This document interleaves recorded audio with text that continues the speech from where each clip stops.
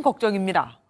올 초 6,000원 하던 짜장면은 이제 7,000~8,000원을 내야 먹을 수 있고 1,000원에 3개 주던 붕어빵은 2개로 줄었으며 5만 원이면 가득 채울 수 있었던 생계형 트럭은 한 대 14만 원이 있어야 기름을 채울 수 있었죠. 내년이라고 상황이 더 나아질 것 같지도 않습니다. 어제 전기요금이 오를 것이라고 전해드렸는데 오늘 그 인상폭이 나왔거든요.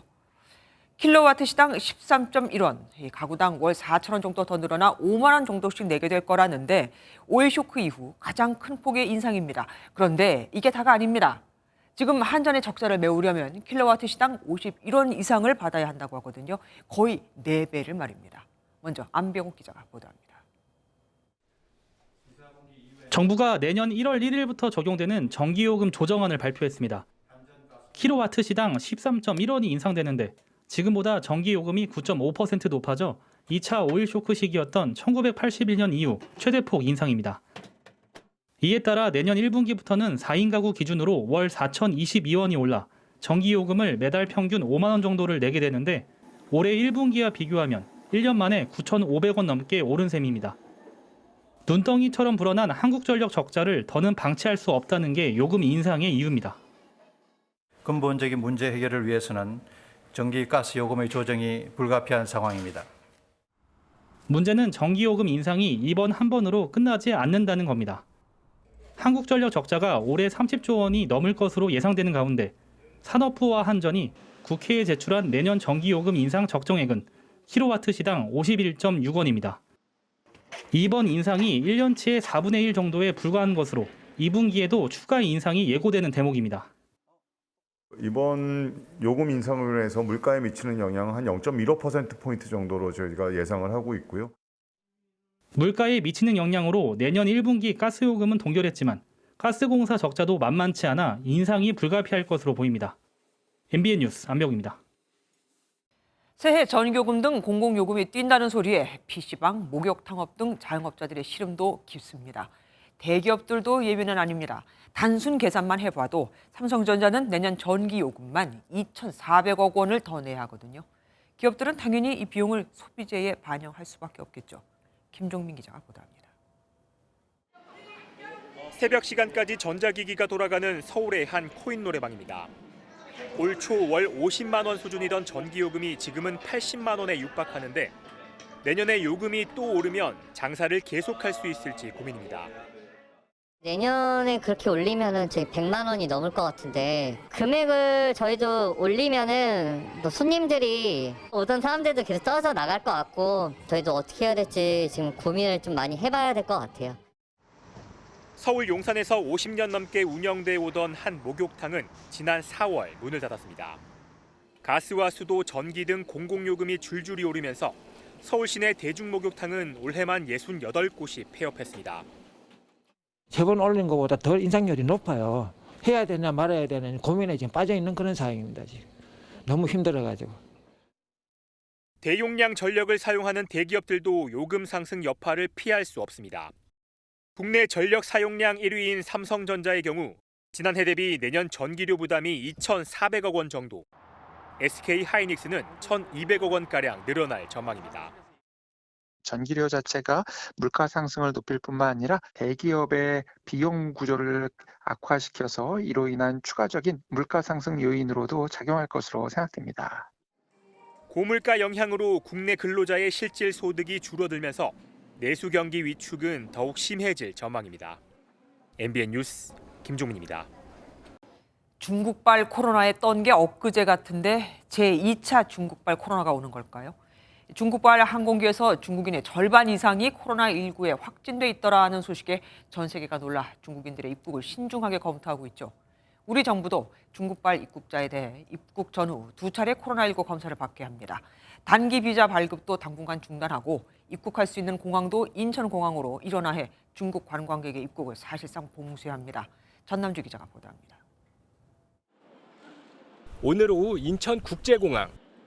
중국에서 출발한 사람들이 별다른 조치 없이 입국장을 통해 빠져나옵니다.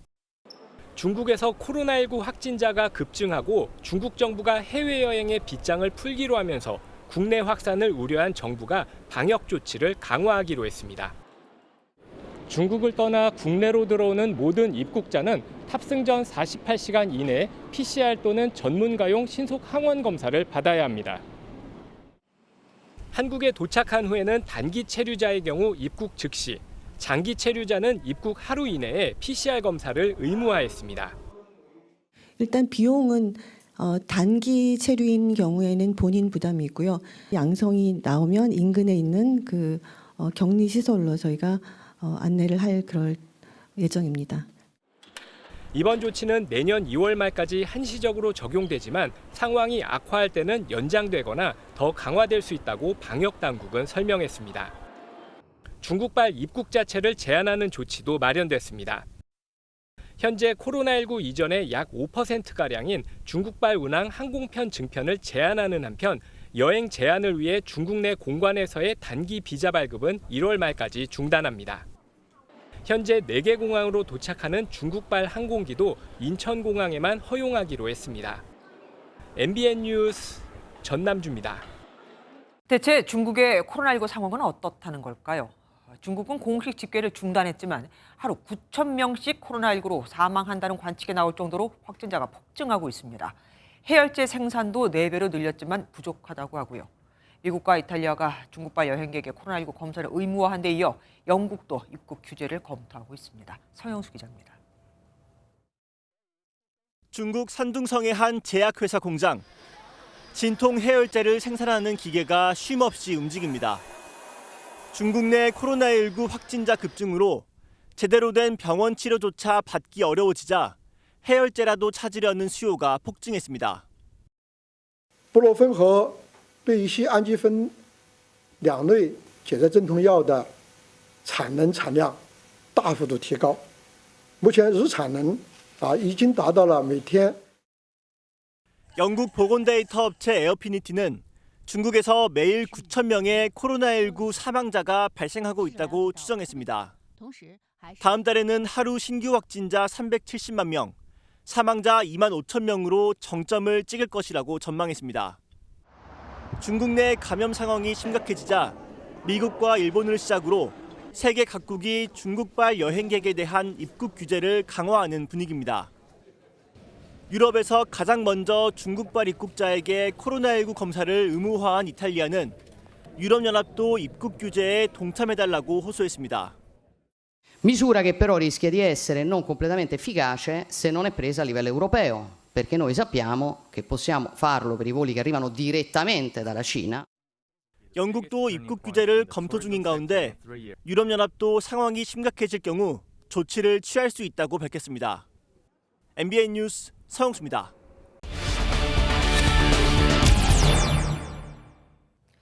제2차 중국발 코로나에 대비를 해야 하는 걸까요? 보건복지부 출입하는 전남주 기자와 자세히 알아보겠습니다. 전 기자, 오늘 발표된 방역 대책에 보면 PCR 검사가 포함되어 있습니다. 우리 방역의 안전판 역할을 과연 그게 해줄 수 있을까요? 네, 먼저 배경을 살펴볼 필요가 있는데요. 중국은 백신 접종률과 자연 면역력이 낮은 상황인데 최근 확진자가 폭발적으로 늘어나면서 변이 바이러스가 생길 가능성도 배제할 수 없게 됐습니다. 그런데 중국이 해외여행의 빗장을 풀기도 전에 이미 중국발 해외 유입 확진자는 지난달 19명에서 어제 기준으로 278명으로 급증했습니다. 기하급수적으로 늘고 있네요. 그러니까 이미 많이 들어와 있다는 얘기인데 어쨌든 그 PCR 검사를 시키는 게 자기 부담인 거죠, 중국 사람들은. 네, 그렇습니다. 예. 그리고 그렇기 때문에 실효성이 별로 없다는 얘기도 나오긴 합니다. 네, 일단 정부는 중국발 입국자라는 표현을 썼습니다.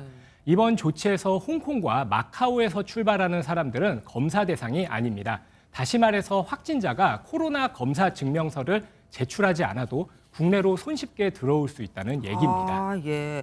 게다가 코로나 검사를 한다고 해도 그 검사가 나오기까지, 결과가 나오기까지는 하루 이틀 좀 시간이 걸리잖아요. 그 기간은 어떻게 관리를 한다는 얘기입니까? 네, 방역 당국은 단기 체류자의 경우 하루 평균 100에서 300명 수용 가능한 시설을 확보해놨다고 밝혔습니다. 장기 체류자 역시 검체 채취 후에 결과가 나올 때까지 외부 활동 등을 자제하고 자택 등에서 대기하는 것을 권고했고요.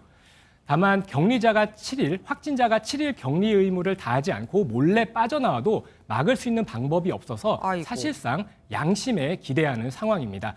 전문가의 말 들어보겠습니다. 일부 시설 격리는 있지만은 자율적으로 시설 격리가 아닌 자택 격리를 자율적으로 하게 돼 있기 때문에 만약 지키지 않고 돌아다닌다면은 또 지역사회에 퍼뜨릴 우려가 있다. 네, 지역 사회 내 감염이 우려될 수 있는 부분입니다. 뭐 양심에만 맡겨야 한다니까 참 더 불안하기도 합니다. 그리고 중국의 코로나 대유행으로 국내에서는 감기약이 품절되고 있다. 그러니까 여기 있는 중국인들이 다 사서 보내고 있다는 말도 있고 또 중국에서 재료가 안 와서 우리에게 또 해열제를 만들 재료가 없다는 얘기도 나오고 있던데 정부는 대책이 있는 겁니까? 네, 얼마 전에 중국 보따리상으로 추정되는 중국인이 감기약과 해열제를 사재기했다는 보도까지 나왔었는데요. 네. 정부가 약국에서 판매하는 감기약의 수량을 제한하기로 방향을 잡았는데 다음 주 초에 구체적인 판매 제한 수량 등에 대해 논의할 예정이라고 합니다. 또 공항과 우편을 통한 감기약 밀수에 대한 단속을 강화하고요. 재판매를 위해서 감기약을 이렇게 사재기하는 행위를 적극적으로 단속하기로 했습니다. 네. 내년에는 엔데믹 시대를 어떻게 준비할까 즐거운 상상을 하고 있었는데 이게 웬 날벼락입니까? 지금까지 전남주 기자와 함께했습니다. 고맙습니다.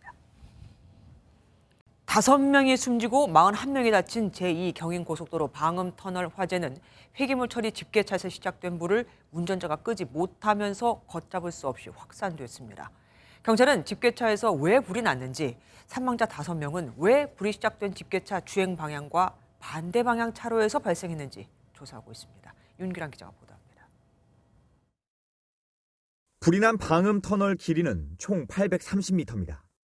5톤 폐기물 처리 집계차에서 시작된 불은 빠르게 번져 2시간여 만에 무려 600m 구간을 태우고 진화됐습니다. 어제 집계차 운전자를 1차 조사한 경찰은 운전 중에 갑자기 차에서 펑 하는 소리가 나더니 불이 났다는 진술을 확보했습니다.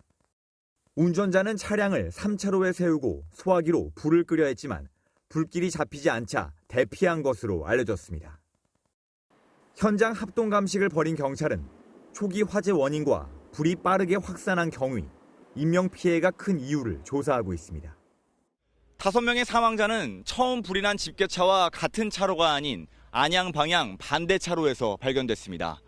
불에 탄 차량 대부분이 여기에 있었는데 경찰은 반대 방향 차로에서 피해가 집중된 이유도 살피고 있습니다. 불탄 집계차가 있던 차로에선 뒤따르던 차량들이 멈칫했던 반면 반대편에선 화재 상황을 모르고 진입한 차량이 많았던 것으로 분석됩니다. 화재 초기에 터널 진입 차단 시설이 작동되지 않은 것도 피해를 키운 원인으로 지적됩니다. 화재가 급속도로 번지면서 그것을 보고 차량들이 멈추면서 엉키면서 이게 피해가 확산된 것 같습니다. 그 부분은 또 추가적으로 확인해서 조사할 내용입니다. 업무상 과실치사상 혐의로 집계차 운전자를 입건한 경찰은 주변 CCTV와 블랙박스를 분석해 당시 상황을 재구성할 방침입니다. MBN 뉴스 윤기란입니다. MBN이 화재가 발생했을 때 방음터널 내에 차량이 있었던 피해자를 만났습니다. 당시 순식간에 번진 불과 연기로 아무것도 보이지 않았다고 합니다. 사람들이 켜놓은 자동차 비상등만 보고 뛰어나와야 했을 정도였죠. 그것조차 못 본 사람은 나오지 못했습니다. 홍주 기자가 보도합니다. 시뻘건 불이 벽을 타고 빠르게 번지고 연기도 계속 뿜어져 나오면서 터널 안은 순식간에 암흑천지로 변했습니다. 머리에 화상을 입었지만 다른 차들의 꽁무니에서 깜빡이는 비상등을 보면서 내달려 탈출에 성공한 조남석 씨. 하지만 형님으로 모시던 직장 동료를 잃고 말았습니다. 뜨거워서 그냥 나가자고 해서 펴나갔는데 그 형님은 못 따라온 거예요. 제가. 생사를 오가는 긴박했던 순간이었지만 동료를 챙기지 못했다는 자책감에 무거워진 마음을 감추지 못했습니다. 내 정신이 아니니까 뜨거우니까 나하고 불빛만 보고 막 피어다니면서 왔으니까 나중에 이제 정신 차리고 나오고 보면 뒤쳐다보니까 안 보이는 거예요. 차에서 탈출을 못해 목숨을 잃은 사람은 또 있습니다. 사망자의 40년 지기 동료는 전화통화에서 연기를 좀 마셨다는 말을 들었는데 그게 마지막 대화가 될 줄은 몰랐다며 눈시울을 붉혔습니다. DNA밖에 확인할 수가 없대요. 탈출을 못한 거지. 전화 뚝 끊기고 그냥 그래서 문 열고 나온 거예요. 갑작스러운 사고 소식에 유족들도 병원으로 달려왔지만 화재로 시신이 훼손되면서 신원 확인이 어려워 애를 태웠습니다. 경찰은 고인들에 대한 부검과 DNA 검사를 진행하고 있습니다. DNA가 확인되는 대로 희생자들은 유가족들에게 인계될 예정인데 결과가 나오려면 2, 3일 정도 걸리기 때문에 빈소가 마련되기까지는 시간이 더 필요할 것으로 보입니다. MBN 뉴스 홍지호입니다. 사실 방음 터널은 산을 뚫어 만든 터널과 달리 안전점검 대상이 아닙니다. 때문에 재현시설을 마련해야 하는 의무도 없죠. 그래서일까요? 어제 날벼락 같았던 제2경인고속도로 방음 터널 화재는 2시간 23분간이나 이어졌습니다.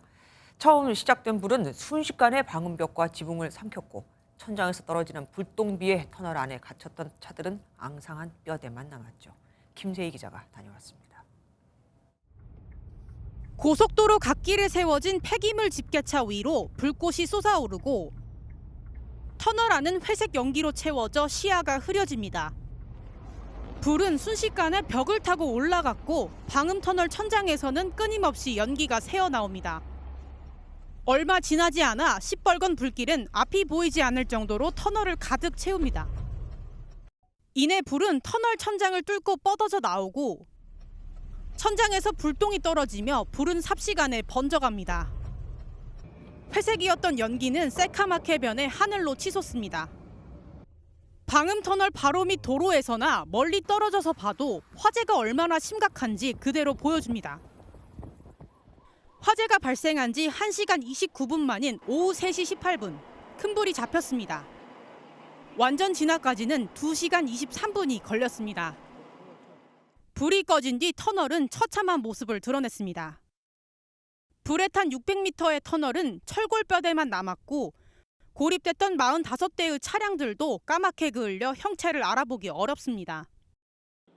도로 바닥에는 차량 부품과 플라스틱 방음판이 녹아 떨어져 타다 남은 검은 재들이 뒤덮여 전쟁터 같습니다. 화마가 핥히고 지나간 도로엔 잔해와 상처만 남긴 채 시간이 멈춘 듯합니다. MBN 뉴스 김세희입니다. 사실 이번 화재 참사를 막을 수 있는 기회는 몇 차례 있었습니다. 2015년과 2018년에 이미 도로공사가 화재 현장에 쓰이는 방음제가 위험하니 바꿔야 한다고 건의했었거든요. 정부가 뒤늦게 방음터널을 비롯한 위험시설 1,900개소를 긴급 점검하기로 했습니다. 인명사고가 나야 정부가 일을 한다는 국민의 푸념은 언제까지 계속돼야 할까요? 장명훈 기자가 보도합니다. 화재가 난 터널에 쓰인 방음제는 폴리메타크릴산 메틸, 소위 아크릴로 불리는 물질입니다. 가격이 싸고 방음성까지 뛰어나지만 불에 몹시 취약하다는 게 치명적인 단점입니다. 2018년 도로교통연구원이 방음제로 쓰이는 3가지 물질을 놓고 화재 실험을 해봤습니다. 점화 2분까지는 대체로 괜찮아 보이지만 10분 뒤부터는 완전히 다른 양상으로 바뀝니다. 강화 유리와 방염 소재 폴리카보네이트는 비교적 확산 속도가 느리지만 아크릴은 점화 13분 만에 흔적도 없이 녹아내렸습니다. 특히 불이 붙는 온도가 300도씨로 낮고 녹은 뒤에도 지속적으로 불에 타 불똥비처럼 2차 피해가 일으킬 가능성이 높다고 경고했습니다. 4년 전 아크릴 소재 사용에 대한 분명한 경고가 있었지만 정책에는 반영되지 않은 겁니다. 2015년에도 국토부에서 실시한 개선 연구에서 도로공사가 방음터널에 해당 재료를 사용하지 말자고 건의했으나 바뀌지 않았습니다. 도로 설계 편람에도 방음벽 재료가 불연성이어야 한다는 지침이 10년 전 삭제된 후로 관련 조항은 없는 상황입니다. 정부는 뒤늦게 대응책 마련에 나섰습니다. 정부는 사고 현장과 비슷한 방음터널 55곳을 포함해 화재에 취약한 시설물 1,900여 곳을 긴급 점검할 계획입니다. 점검을 통해 건설 중인 터널은 물론 이미 건축돼 사용되고 있는 방음터널의 안전대책을 강구하겠다는 방침입니다. 기존에 이미 만들어져 있는 방음터널들에 대해서는 전면 교체하거나 아니면 기술적으로 이게 불가능한 경우에는 부분적으로 내화성 도료 또는 보드. 전문가들은 방염제 사용과 함께 상부에 구멍을 뚫어놓거나 확산을 차단할 수 있는 구간을 만드는 등의 대책이 필요하다고 지적합니다. MBN 뉴스 장명훈입니다. 2년 전에도 똑같은 판박이 화재가 경기도 수원 고가도로에서 있었습니다. 당시 전체 500m 방음 터널 구간 중 200m가 전소됐고 지금은 300m가 그대로 남아있죠. 개수, 보수도 안 되고 사실상 방치된 채로 있는 건데 이유가 있었습니다. 터널 경계에 있는 두 지자체가 서로 네가 할 일이라면서 미루고 있었거든요. 이시열 기자가 현장 취재했습니다. 고가도로에 설치된 방음 터널 전체가 화염으로 붉게 물들었고 결국 철골만 앙상하게 남았습니다. 2년 전 경기도 수원과 용인의 경계에 있는 방음 터널에서도 비슷한 사고가 났습니다. 차량에서 발생한 불길이 순식간에 방음벽으로 옮겨가며 전체 500m 가운데 200m를 태웠는데 다행히 인명피해는 없었습니다. 사고가 난 지 오랜 시간이 흘렀음에도 보시는 것처럼 불에 타고 남은 철골이 그대로 방치되어 있고 차들도 정상적으로 다니는 상황입니다. 문제는 당시 불탄 곳을 뺀 나머지 300m 구간은 아직 그대로 남아있다는 점입니다. 인근 주민들은 불안감을 감출 수 없습니다. 가천 터널 그 화재가 재질이 이제 이래 화재가 났을 때 연소가 강하고 이래 화학 물질을 많이 넣다 보니까 뭐 좀 불안한 마음도 있죠. 사실 미관상 보기도 안 좋고요. 복구 비용을 둘러싸고 터널 경계에 있는 수원시와 용인시가 맞서며 복구가 지연된 탓입니다. 새로 설치하는데 비용이 그걸 한 개시에서 그거 하긴 그러니까 그리고 용인시에 좀 어렵게 갖고 나오니까 저희들 상급 기관에다가 또 얘기를 해보고 그러다 보니까 시간이 좀 많이 흘렀죠. 그동안은 현 플라스틱 재질이 천장 모양대로 둥그럽게 구부릴 수 있다는 점에서 강화 유리보다 더 비싸도 선호됐지만 수원시는 시공업체를 곧 선정해 내년엔 플라스틱 재질보다 면적당 2만 원에서 3만 원이 싸고 최신 기술인 강화 유리로 공사를 진행할 예정입니다. 불탄 철골 교체와 또 발생할지 모르는 피해를 막기 위해서라도 시급한 대처가 필요해 보입니다. MBN 뉴스 이시열입니다. 조금 전에 서울, 경기, 인천 등 수도권과 충남 일대에서 미확인 비행차가 목격됐다는 제보가 잇따르고 있습니다. 진짜 UFO인 걸까요? 국방부 취재기자 전화로 연결해서 알아보겠습니다. 권영봉 기자. 네, 국방부입니다. 예, 미확인 비행체 정체 확인이 됐습니까? 네, UFO는 아니고요. 갑작스러운 미확인 비행체 등장에 국민 여러분 모두 지금 놀라셨을 텐데요. 국방부는 고체 추진 우주 발사체가 시험 비행에 성공했다. 이렇게 밝혔습니다. 국방과학연구소의 실험이고 북한 관련 상황은 아니라는 건데요. 하지만 군 당국은 관련 내용을 사전에 전혀 통보하지 않았습니다. 조금 전인 오늘 오후 6시 10분 전후로 전국 각지 하늘에서 정체불명 비행물체가 등장했다는 목격담이 이어졌는데요. 지금 나오는 제보 영상에서 보이는 것처럼 시민들은 하늘에서 미확인 비행체와 무지갯빛 연기까지 보인다고 전했습니다. 비행체는 거의 전국에서 포착이 됐습니다. 서울과 경기, 인천 등 수도권과 충남, 강원 등에서 목격담이 쏟아졌습니다. 남북 관계가 얼어붙은 가운데 전국 각지에서 국민들의 제보가 잇따랐는데요. SNS상에서도 관련 영상들이 연이어 올라오기도 했습니다. 좀 더 자세한 소식 들어오는 대로 다시 전해드리도록 하겠습니다. 지금까지 국방부에서 MBN 뉴스 권영범입니다. 특별 사면을 받은 이명박 전 대통령이 퇴원해 사저로 귀가했습니다. 뇌물과 횡령 혐의로 수감된 지 약 5년 만입니다. 민주당은 염치가 있다면 미납된 벌금 82억 원부터 납부하라며 사면이 돼도 죄는 사라지지 않는다고 압박했습니다. 정태진 기자가 취재했습니다. 휠체어를 타고 모습을 드러낸 이명박 전 대통령. 특별 사면으로 수감된 지 4년 9개월 만인 그제 자유의 몸이 됐고 병원에서 퇴원해 자택으로 향했습니다.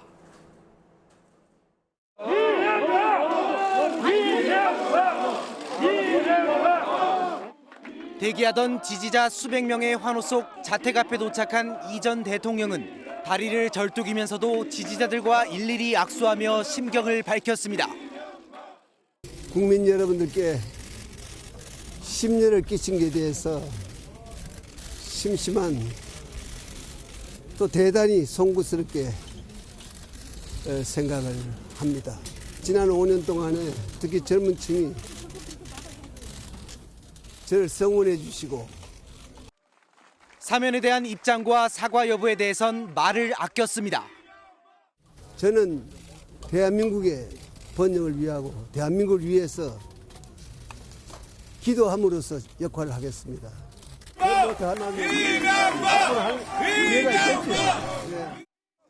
대표적 친이계인 이재호 국민의힘 상임 고문과 친윤 핵심 권성동 의원, MB정부 출신 인사 윤한홍 의원 등이 집결하기도 했습니다. 우리가 모두 합심해서 나라가 잘 되도록 기도를 하자. 윤석열 정부가 성공할 수 있도록 뒷받침을 잘 해라라는 말씀이 계셨습니다. 민주당은 이 전 대통령의 소감을 두고 염치가 있다면 미납된 벌금 82억 원부터 납부하라며 죄는 사라지지 않았다고 비판했습니다. 이곳 사저로 돌아온 이명박 전 대통령은 당분간 휴식을 취하며 정치적 활동과 발언은 자제할 것으로 알려졌습니다. 내년 3월 예정된 국민의힘 전당대회를 앞두고 친이계 세력의 움직임이 주목됩니다. MBN 뉴스 정태진입니다.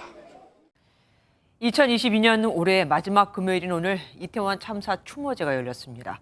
한 해를 마무리하면서 다시는 있어서는 안 될 참사를 추모하는 마음으로 모였다고 하네요. 조금 전 시작된 추모제 현장에 취재기자 나가 있습니다. 표선우 기자, 지금 거긴 어디입니까? 네, 용산 전쟁기념관 앞에 나와 있습니다. 조금 전인 오후 7시부터 이곳에선 이태원 참사 희생자들을 기억하는 시민 추모제가 시작됐습니다. 주최 측은 참사를 기억하고 국가의 사과와 진상규명을 위해 추모제를 열었다고 밝혔습니다. 행사는 조금 전 묵념을 시작으로 유족들의 연대 발언, 이태원 지역 상인들의 목소리가 이어졌습니다. 앞서 오후 5시에는 이태원 광장 시민 분향소 앞에서 추모시 낭독회가 진행되기도 했습니다. 숫자가 적힌 포스트잇이 신발 앞코에 붙어 있다.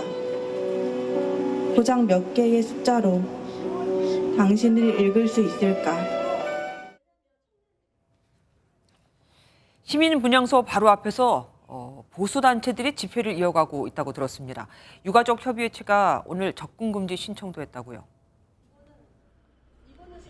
네, 유족들은 그동안 분향소 바로 옆에서 시위를 이어갔던 보수단체 신자유연대의 접근을 막아달라고 오늘 법원에 요청했습니다.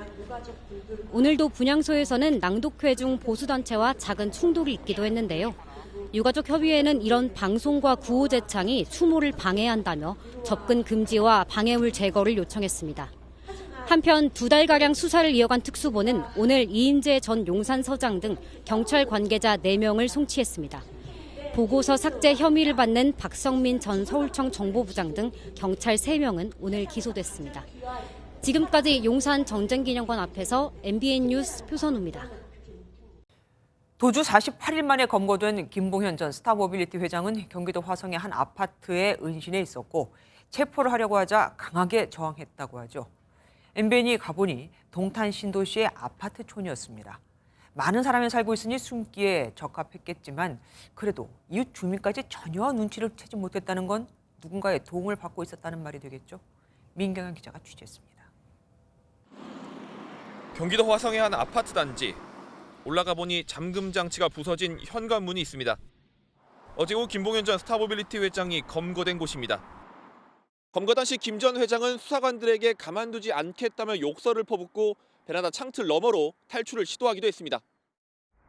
이 과정에서 출동한 소방이 추락에 대비해 에어매트까지 설치했는데 인근 주민들은 전혀 몰랐다고 말합니다. 어디 살았어? 어디서 잡힌 거예요? 뉴스만 봤죠. 저 인터넷으로. 뉴스에서는 봤는데 여기 있었다고요. 여기 처음 들어와요. 전혀 몰랐죠. 여기 사는 줄도 몰랐죠. 김 전 회장은 현재 서울 남부구치소에 수감돼 강하게 저항하고 있는 것으로 알려졌습니다. 검찰은 김 전 회장이 진정하는 대로 은신처의 소유자부터 도주 경로, 추가 조력자 여부 등을 집중 조사할 계획입니다. MBN 뉴스 민경영입니다.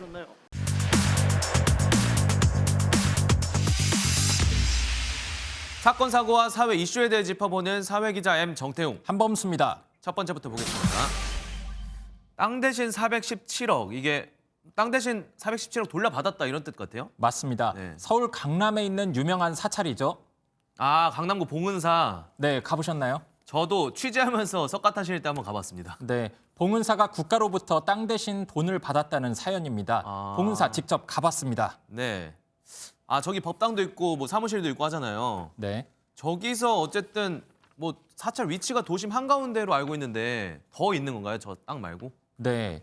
정확한 위치가 나오진 않았는데요. 과거 기준으로 경기도 광주군 일대에 약 748평 규모의 땅이 더 있었다고 합니다. 그야말로 강남 한복판 노른자위 땅이네요. 네, 지금 기준으로는 그렇습니다. 그런데 봉은사가 이 땅을 갖고 있던 때는 강남이 개발되기 전인 1950년 무렵이었습니다. 당시 이승만 정부가 농지 개혁을 하고 있었거든요. 네. 혹시 아시나요? 그 소장농 문제 해결하려고 그랬던 거 맞죠? 맞습니다. 봉은사도 저 땅들을 내놨습니다. 그런데 땅이 재분배가 안 되면 원래 주인에게 다시 돌아가게 돼 있었거든요. 네. 봉은사는 그런데도 돌려받지 못했던 겁니다. 그래서 문제가 됐던 거죠. 아니 봉은사가 밑보일 일이 있었나요? 왜 땅을 못 돌려받은 건지 궁금한데 행정 실수나 착오 같은 게 있었던 건가요? 그런 건 아니었고요. 당시 담당 공무원 2명이 서류를 조작했습니다. 봉은사 땅이 다른 사람 소유인 것처럼 속인 것이죠. 나중에 이 사실이 탄로가 나서 공무원들 다 수사받고 처벌받았습니다. 네. 그런데도 봉은사는 땅을 돌려받지 못한 겁니다. 그래서 문제가 됐던 거죠. 다시 현장으로 가볼까요? 뭐 화면으로 봐서는 뭐 직원들이 보이는 것 같지 않은데 어쨌든 봉은사 직원 만나고 오신 거죠? 네, 만나고 왔습니다. 그런데 이게 70년 전 사건이라 당시 내용에 대해 상세히 알고 있는 직원은 거의 없었습니다. 핵심 관계자 역시 끝내 연락이 닿지 않았고요. 이렇게 얘기하더군요. 대부분 뭐 이직을 하셨거나 오래되신 분들은 지금 현재 남아 계시는 분이 없죠. 중요한 부분이라 뭐 아무나 대답할 수 있는 게 아니잖아요. 서류 조작범들까지 잡혔는데 왜 땅에 돌아오지 않은 거죠? 지난 2015년 대법원에서 내려진 판결입니다. 소유권이 넘어간 지 오래돼서 취득 시효가 지났다. 이게 이유였습니다. 무슨 말인지 이해 가시나요? 그러니까 이제 너무 오랫동안 실소유주가 아니었기 때문에 이제는 사실상 땅 소유라고 볼 수 없다. 이렇게 판단한 거잖아요. 그래서 결국 땅 대신 돈이라도 달라. 이렇게 재판을 건 거고요. 네, 맞습니다.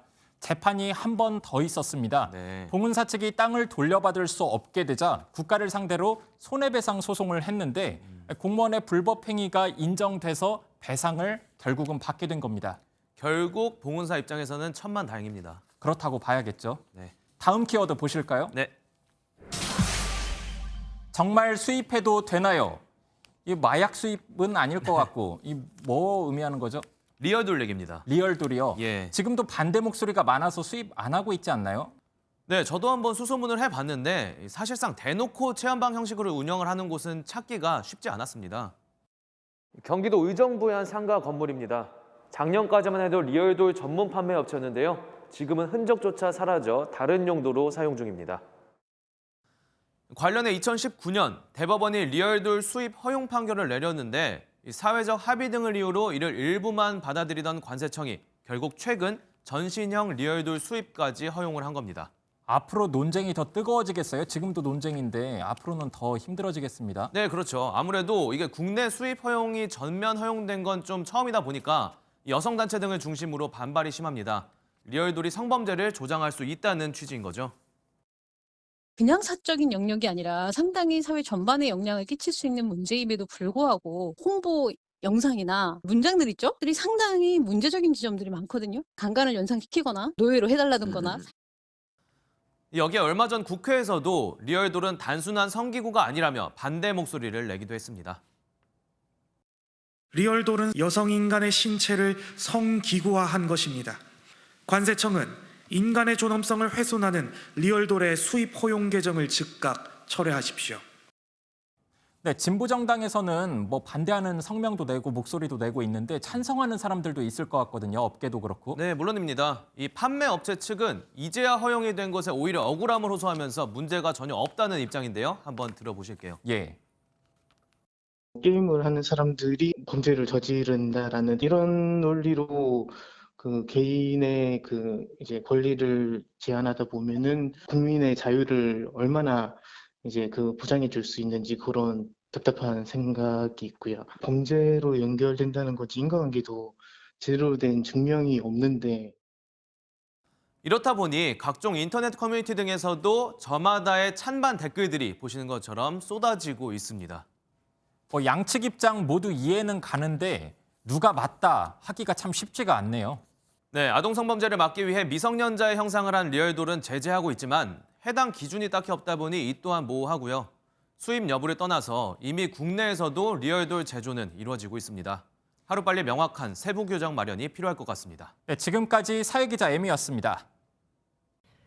민주당이 노웅래 민주당 의원의 체포 동의안을 부결시킨 건 국회에 나와 한 한동훈 법무부 장관의 설명이 얄미워서였다는 말까지 나왔죠. 민주당은 또 한 장관의 발언이 피의 사실을 공표한 거라고도 주장했는데 이에 한 장관은 설명이 과한 게 아니라 오히려 부족했다고 응수했습니다. 이재명 대표는 회의 전 상황극까지 하며 한 장관을 저격했죠. 최윤영 기자가 보도합니다.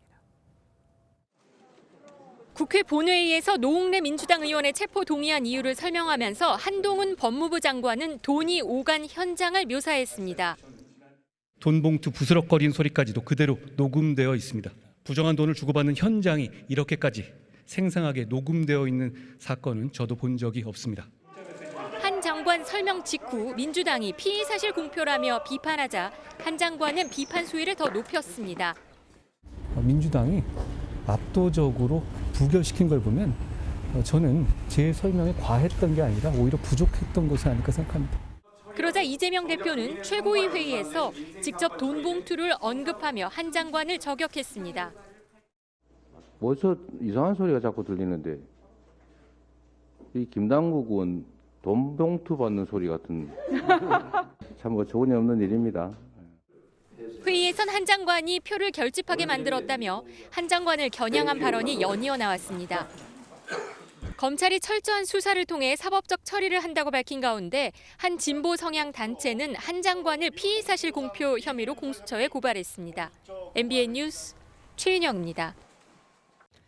12월 임시국회 종료가 열흘 앞으로 다가온 가운데 더불어민주당이 사실상 1월 임시국회 소집을 요구하고 나섰습니다.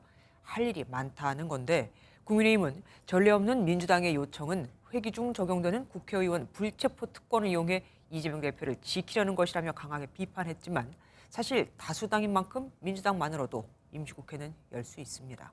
강영호 기자가 보도합니다.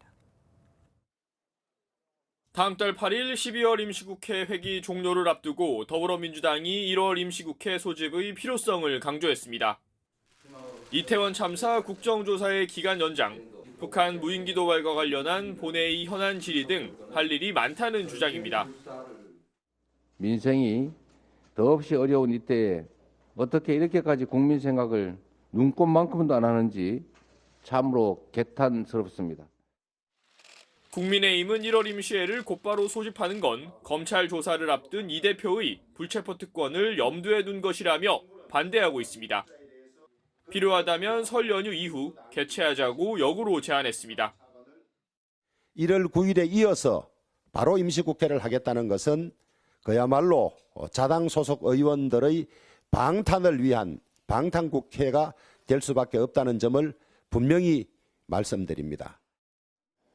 임시국회 소집은 재적의원 4분의 1 이상의 요구만 있으면 가능해 다수당인 민주당 의사대로 처리할 수 있습니다. 예산안 국면부터 이어진 여야 간 강경 대치는 방탄 논란과 함께 새해 들어서도 계속될 전망입니다. MBN 뉴스 강영호입니다. 어제 이태원 참사 국정조사는 기본소득당 용혜인 의원의 도둑 촬영 논란으로 파행됐습니다. 용 의원이 보좌진을 시켜 국정조사에서 발언한 의원들을 몰래 찍고 또 녹음했다는 건데 용 의원은 음모론이라며 반발하고 있습니다. 국민의힘이 국정조사 연장을 못하게 하려는 꼼수라 이겁니다. 김희영 기자가 보도합니다. 2차 기관 보고가 진행 중이던 이태원 참사 국정조사특별위원회는 도둑 촬영 논란으로 중단됐습니다. 국민의힘은 용혜인 의원 측에 도둑 촬영 의혹을 제기하면서 용 의원의 국조위원 사퇴를 촉구했습니다. 카메라 기자 행색을 하며 국민의힘 의원 등의 발언을 몰래 도둑 촬영하다가 발각된 것입니다. 국회의원으로서 그리고 국조위원으로서 자격 미달입니다. 용혜인 의원은 논란 직후 SNS에 글을 올려 해당 보좌진은 통상적인 기록 활동을 했을 뿐이라며 국민의힘의 주장은 매우 부당하고 전형적인 음모론이라고 반박했습니다. 더불어민주당은 여당이 국정조사를 고의로 파행시키고 있다며 기간 연장을 주장했습니다. 국정조사 기간 연장을 국민의힘에 공식 요구합니다. 여당 국민의힘은 국정조사의 지연과 파행의 책임이 큰 만큼 조건 없이 기간 연장에 협조해 주기 바랍니다. 하지만 국민의힘 주호영 원내대표는 국정조사 기간 연장은 국민이 납득해야 논의가 가능하다고 말하며 사실상 거부 의사를 밝혔는데 다음 주 진행되는 두 차례 청문회에서도 기간 연장 문제를 두고 여야 간 충돌이 예상됩니다. MBN 뉴스 김현입니다.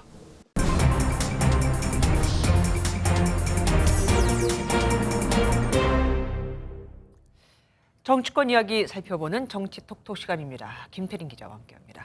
김 기자, 오늘 이명박 전 대통령 사주 앞에 친이계 의원들이 대거 집결을 했습니다. 뭐 이거는 당연하겠죠. 그런데 이 집결을 놓고 전당대회와 연단짓는 해석도 나오고 있던데 이건 왜 그런 겁니까?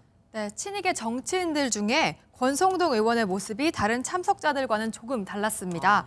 이제 사저에 들어갈 때까지 내내 이 전 대통령 옆에 밀착해 동행했는데요. 권 의원 다음 주 전당대회 출마 선언을 예고한 상황이죠.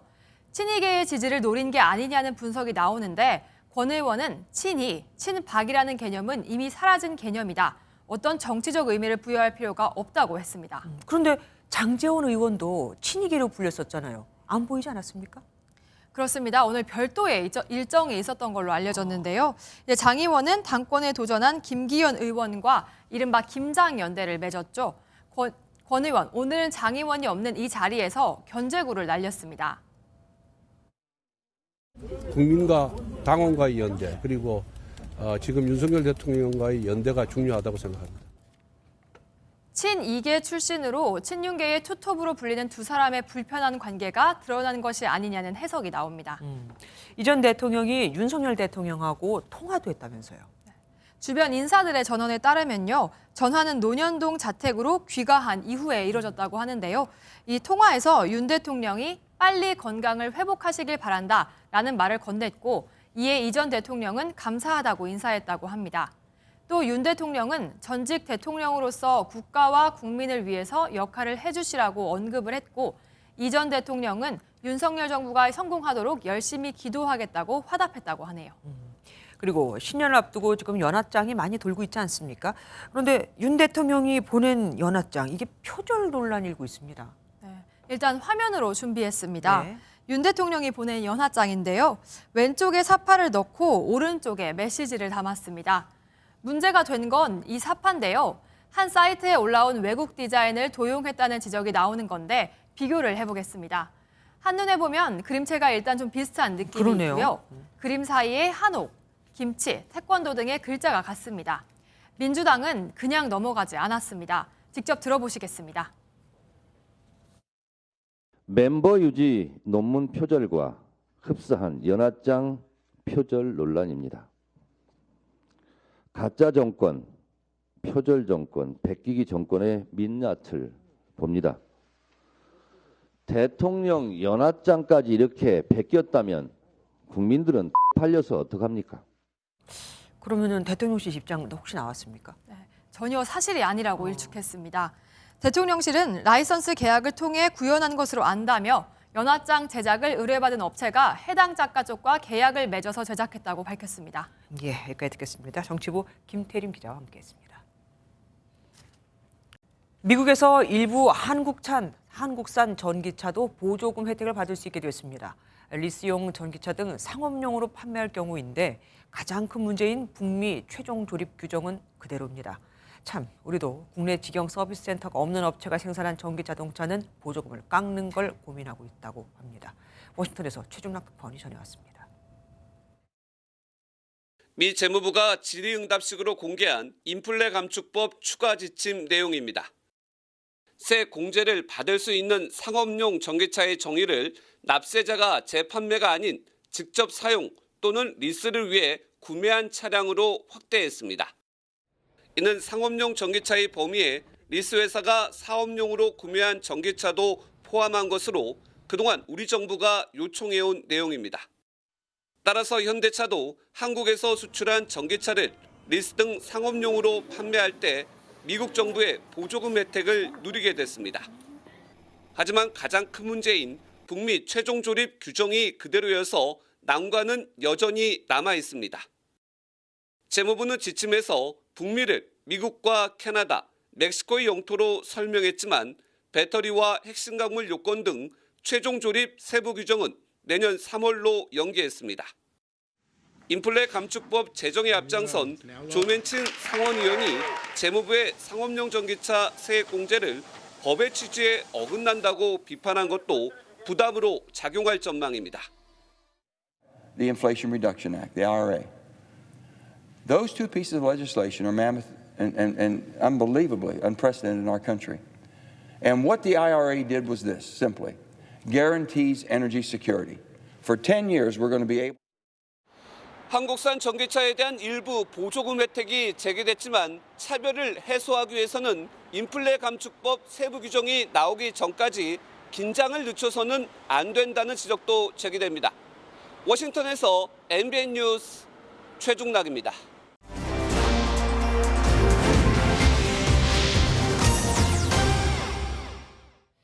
하루가 멀다 하고 북한의 크고 작은 도발 소식이 전해지고 있는데 정작 북한은 평온한가 봅니다. 평양에서 밀가루 음식 전시회라는 게 열렸다고 하거든요. 평양 돋보기 정치부 김태희 기자와 함께하겠습니다. 어서 오십시오. 와플에 핫도그 피자까지 평양 한복판에서 웬 빵 전시회입니까? 네, 최근 평양 시내에 있는 이 평양 면옥에서 밀가루 음식 전시회가 열렸습니다. 이번 식품전에는 청류관, 민성식품공장 등 70여 개 식당과 공장이 참여했는데요. 이 영상 보시면 생크림 케이크와 와플, 딸기마리 파이, 자라 모양 빵 등 눈과 입이 즐거워지는 빵들이 잔뜩 소개됐습니다. 전시회에서는 햄버거나 핫도그를 만드는 방법을 보여주기도 했습니다. 우리 가정주부들이 가정에서 쉽게 편리하게 만들어 먹을 수 있는 만두와 빵류, 치즈류도 출품해서 이게 전시회에 나왔습니다. 그런데 북한에서는 밀가루가 귀하지 않습니까? 수입산, 그러니까 중국에서 수입한 밀가루는 뭐 부의 상징이다라는 말까지 있던데. 네, 맞습니다. 북한에서 밀가루는, 특히 수입산 밀가루는 좀 고급 음식입니다. 네, 북한에서 밀농사는 주로 황해남도나 또 평양남도에서 이루어지는데요. 가공 기술이 떨어져서 북한에선 중국산 밀가루가 훨씬 더 고급으로 취급됩니다. 북한에서 가공한 밀가루보다 중국산 밀가루가 훨씬 곱고 부드럽습니다. 북한에서는 어떤 빵이 인기가 있습니까? 혹시 우리랑 비슷한가요? 네, 저도 이 부분이 가장 좀 궁금했습니다. 이 북한에도 서구화된 식단에 맞춰서 소시지와 베이컨 빵이 인기 있습니다. 하지만 대부분 주민들은 빵을 사 먹기보다 만들어서 먹죠. 대표적인 게 옥수수 가루를 가마솥에 찐 시루빵입니다. 틀에 밀가루 반죽을 넣어서 만드는 틀빵도 있습니다. 아무래도 밀가루가 고급 식재료라 보통의 주민들과는 다소 거리가 먼 이야기입니다. 그래서 효모를 활용해 적은 양의 밀가루로 빵을 크게 부풀리는 모양이 많다는 이야기도 있습니다. 하지만 지금 먹고 살기 힘든 게 북한의 현실 아닙니까? 이 와중에 빵 전시회를 연다는 건 무슨 의미로 봐야 할까요? 네, 일단 김정은 시대에 와서 글로벌 경쟁력을 갖추자며 음식의 맛뿐만 아니라 모양을 좀 더 아름답게 하자, 이런 분위기가 형성이 됐습니다. 보다 근본적인 이유는 밀가루와 쌀을 주식으로 하겠다는 당의 전략과 경제난의 민심을 달래려는 의도입니다. 지난해 12월 북한 김정은 국무위원장은 노동당 전원회의에서 감자와 옥수수로 배를 채울 수밖에 없던 북한 주민의 주식을 쌀과 밀가루로 바꾸겠다고 했는데요. 전문가 이야기 들어보시죠. 현 시점에서 이러한 전시를 한다는 것은 역시 인민총화 차원에서 지도자의 예민 사상, 이것을 좀 더 강고히 하기 위한 것으로. 네, 북한 지도부가 신무기 개발에 열을 올리고 있는 사이 주민들은 식량난에 어려움을 겪고 있는데 이를 다독이는 차원, 즉 보여주기식 김정은 애민 정치로 해석됩니다. 미제 척결 이러면서 소리쳤던 게 엊그제 같은데 소시지, 핫도그, 와플 참 세상이 많이 변했네요. 지금까지 김태희 기자와 함께했습니다. 올해 국제뉴스 하면 뭐가 가장 먼저 떠오르십니까? 아마 러시아의 우크라이나 침공일 겁니다. 푸틴 대통령의 야욕이 세계를 위기로 몰아넣는 사이 미중 경쟁은 심화했지만 기후변화 등 오랜 인류의 숙제에 대해 해법을 모색하는 한 해였다고도 볼 수 있습니다. 지구촌 10대 뉴스를 고정수 기자가 4개의 시각으로 정리해봤습니다. Мною принято решение о проведении специальной военной операции. 지난 2월 러시아가 우크라이나를 침공했습니다. 약 10만 명이 목숨을 잃었고 전 세계에 식량과 에너지 무기 하란말이 새겨졌습니다. 원자재난 속에서 인플레이션, 고물가 시대도 찾아왔습니다. 미국은 금리를 0.75%포인트 올리는 자이언트 스텝을 4번 연속 단행했습니다. 위기 해법을 모색할 G2, 미중은 도리어 경쟁을 심화시켰습니다. 취임 후 처음 만난 바이든 미국 대통령과 시진핑 중국 국가주석은 경쟁과 평화 공존을 논했지만 안보, 경제 불록만 강화하고 있습니다. 양안 문제를 놓고는 물리적 충돌 가능성까지 거론됩니다. 我们坚持以最大诚意、尽最大努力争取和平统一的前景，但绝不承诺放弃使用武力，保留采取一切必要措施的选项。 중국에선 시진핑 주석이 3년임에 성공했지만 코로나 봉쇄 정책에 대한 반발로 정권까지 위협하는 백지 시위가 발생했습니다. 일본은 올해 우익의 상징인 아베 전 총리가 총격을 당해 사망했고 적기지 공격 능력 보유를 선언하며 군비 경쟁에 속도를 냈습니다.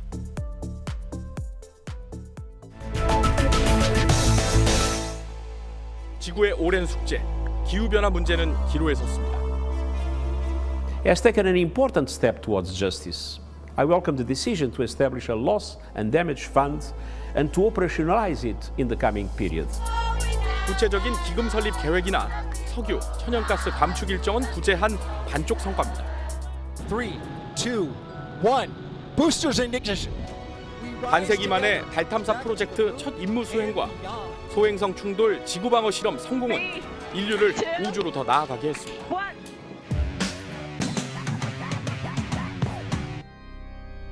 엘리자베스 2세 여왕의 서거는 한 시대의 종언이자 흔들리는 영연방의 미래로 눈을 돌리게 합니다.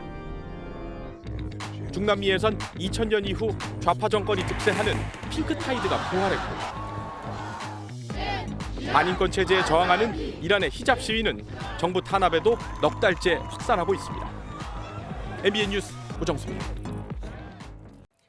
코로나 사태 이후 중단됐던 해맞이 행사가 3년 만에 재개됩니다. 동해안을 비롯한 전국 해맞이 명소에 126만 명이 모일 것이라는 예상이 나오는데 오랜만에 열리는 해넘이, 해돋이 행사가 반갑기도 하지만 사람이 몰린다 그럼 우린 이제 겁부터 나죠.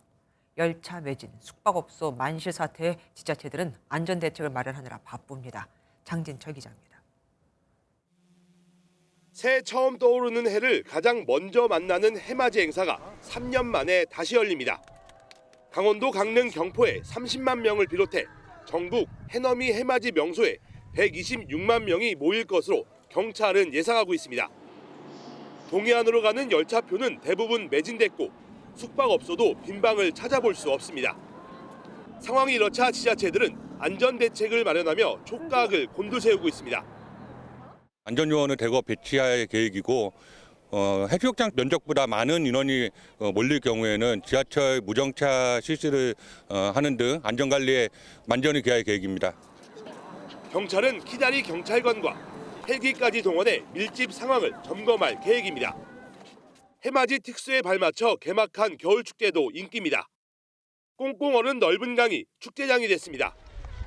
얼음판 위에서 스케이트를 타는가 하면 겨울축제의 매력인 얼음 낚시에 푹 빠지기도 합니다. 3년 만에 강원 겨울축제가 개막했다는 소식에 멀리서 한 걸음에 달려왔습니다. 처음 청어축제를 와봤는데 이게 고기도 크고 너무 손맛도 있어서 다음에 꼭 또 오고 싶습니다. 코로나로 2년 동안 중단됐던 강원 겨울축제 중 평창 송어축제가 가장 먼저 개막했습니다. 계속된 한파로 얼음은 30cm 가까이 두껍게 얼었습니다. 얼음판에는 이렇게 많은 사람들이 빼곡히 앉아 낚시를 즐기고 있습니다. 얼음판 상태도 꼼꼼히 확인합니다. 3년 만에 재개된 해맞이 행사와 겨울축제가 맞물려 관광지가 모처럼 활기를 띠고 있습니다. MBN 뉴스 장진철입니다.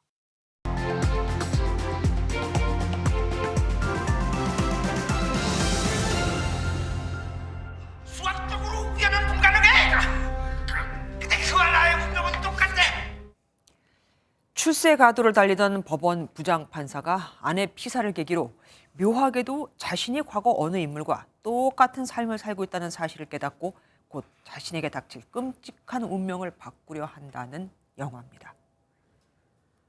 미국 대통령 에이브라함 링컨과 존 F 케네디도 같은 피살 장소, 같은 피격 부위로 공통점이 있는데 이처럼 다른 시대를 사는 두 사람의 운명이 같은 패턴으로 전개되는 걸 평행 이론이라고 하죠.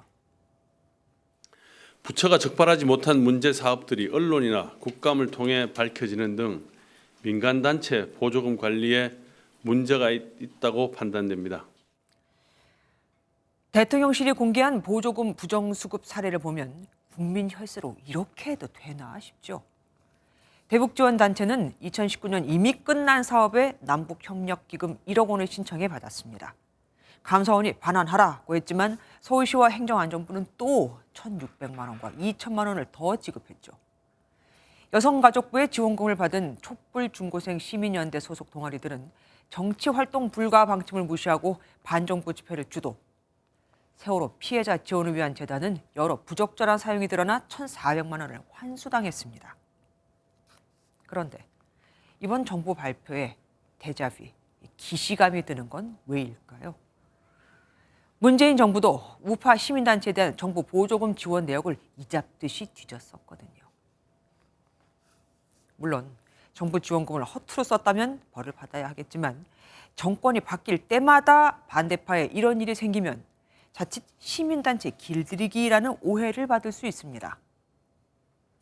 정권에 따라 이쪽, 저쪽 문제 삼는 게 아니라 투명하게 국가 보조금을 관리하고 검증할 수 있는 시스템이 만들어져야 하는 이유입니다.